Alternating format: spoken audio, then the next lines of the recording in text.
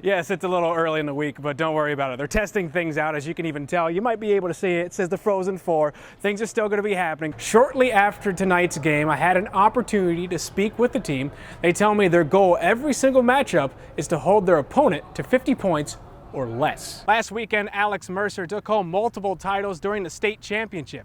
He won not one, not two, not three, but 4 gold medals. I am expecting a fast-paced, possibly anything can happen game because UMass came away with an impressive 4-3 victory in the semifinal against Denver. That one was in overtime. Huskies are selling these Live Like a Champ t-shirts. 31% of the proceeds go towards the Best Buddies International nonprofit organization. There is a lot of news coming out. We're going to have a brand new manager in Rocco Baldelli. There's also the retirement of Joe Mauer's jersey and the addition of Nelson Cruz. Section championship night came and went. In 2018, the Panthers claimed its first Section 7A championship. It's the final weekend home series for the UMD softball team. It's been a month and a day since the Bulldogs opened up their season at home. It was just a few years ago when UMD won its first national championship, and only a few players and members of that team are still with the Bulldogs. But we were pretty darn good. Pretty darn good, yeah. I do like the hat right here. You have the 1980 hat that you said your brother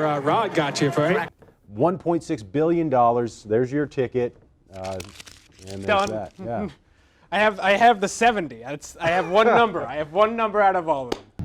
In less than 24 hours, the KeyBank Center is going to be packed. Sully's tons of empty seats will be packed with fans, hopefully more Bulldog fans than Providence fans. The last time the Bulldogs took on the Friars, they came away with a 2-1 victory in double overtime back in 2016. The Bulldogs are in its 7th NCAA Frozen Four. As the semifinal draws near, the UMD men's hockey team is solely focused on Thursday's opponent. One person may be more locked in than anyone else. Tried to centering pass, it comes to Swain, he scores! When you think of UMD men's hockey, you think of tradition, a winning culture, and maybe national titles. But there's also one constant. Hoagie. Dale Hoagie Haagenson has been a staple of the program for the last 38 years. I met Hoagie back in 80-81 when I was recruited to Duluth, and I think that was his first year coming over from Babbitt. He's a special person. He means a lot to our program, and like I said to him, he's going to be around here a lot longer than anybody else. Hoagie is UMD's assistant equipment manager, but that's just a job title.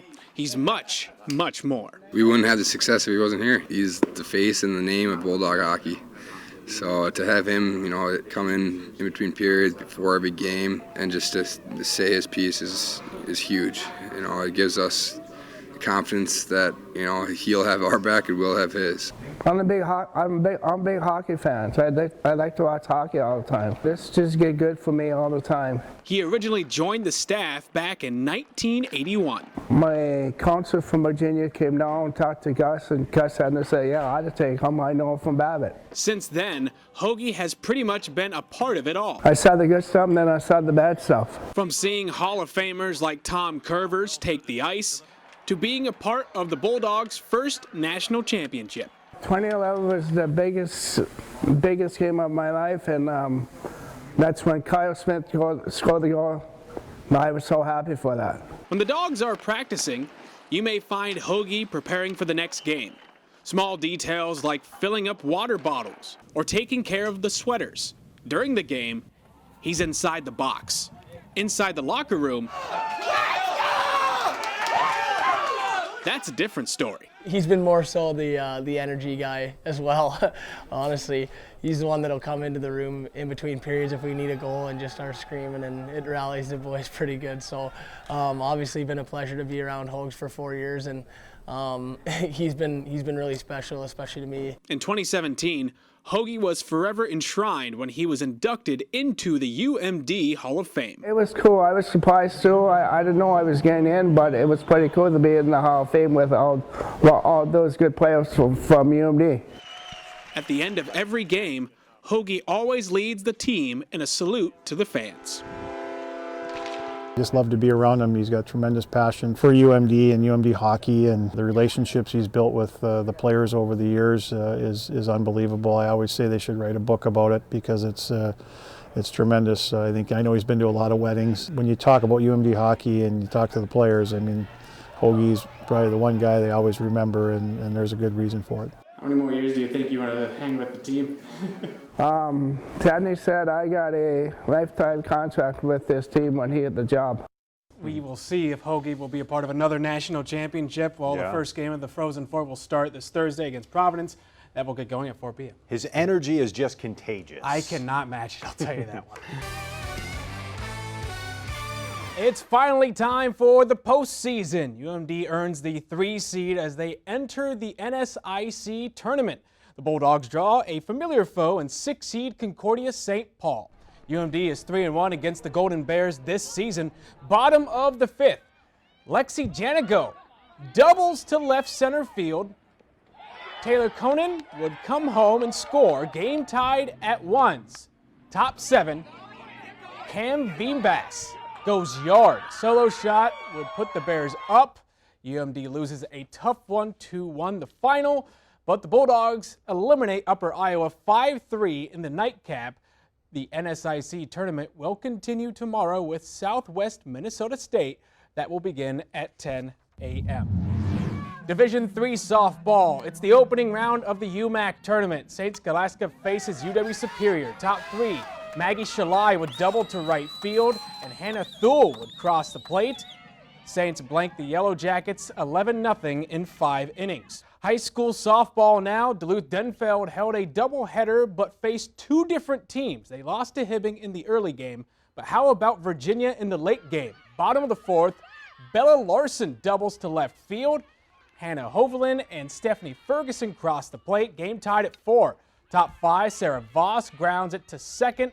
The error allows Anna Sheets to score, and Blue Devils are down 6-5 at this point. Fast forward to extras. Top 8, Madeline Potts hits a 2-run homer. Virginia wins 10-7. Prep baseball. Superior meets Duluth Marshall. Bottom of the 1st we go. Joe Barker on the bump, and he gets the strikeout. But the Toppers turn things up. Taylor Johnson singles to left field. That drives in 2. Marshall first on the board. Bottom of the 2nd, Charlie Kleinschmidt sends it deep to right field. A 2-run triple. He went 3 for 3 at the plate. Hilltoppers win 11-1 in 5 innings. Big League Baseball, the Twins have won 9 of their last 12 and are in the first place in the AL Central. It's the series finale with the Astros, bottom of the 3rd. Jason Castro knocks one deep to center field. That would be good for a homer. Minnesota takes the series 8-2 the final.